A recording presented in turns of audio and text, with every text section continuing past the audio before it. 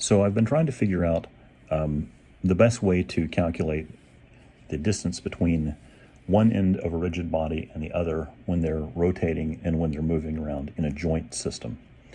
And the short answer is you can't cheat, and I'm going to show you why. So in this test here, we have a control that I have the handle on right here, and as I move it, it's going to move this this other object, and that distance between it, the control, and what I'm referring to as the target is 2. Okay, so as it moves, you can see that distance remains 2, and the other two here represent this middle one, the green one. It represents a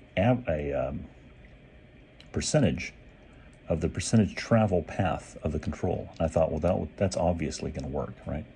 As the percentage changes, then the other percentage will change. But that's not true.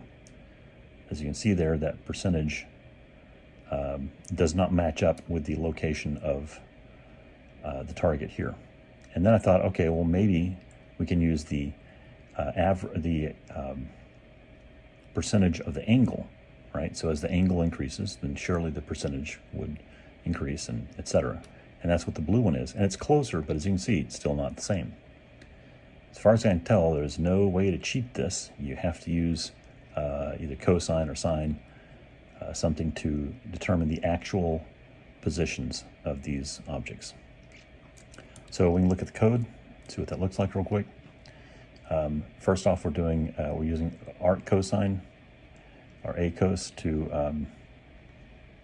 to grab the actual angle based on and a limit in this case is just another variable for control.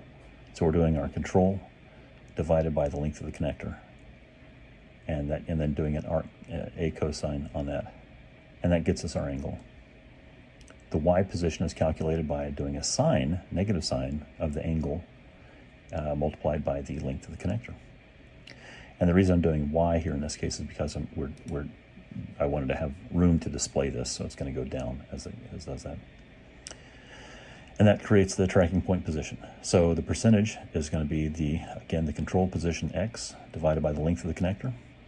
And this math here is just for display purposes. And the percentage angle is going to be the angle divided by 90, which in this case is a 90-degree angle.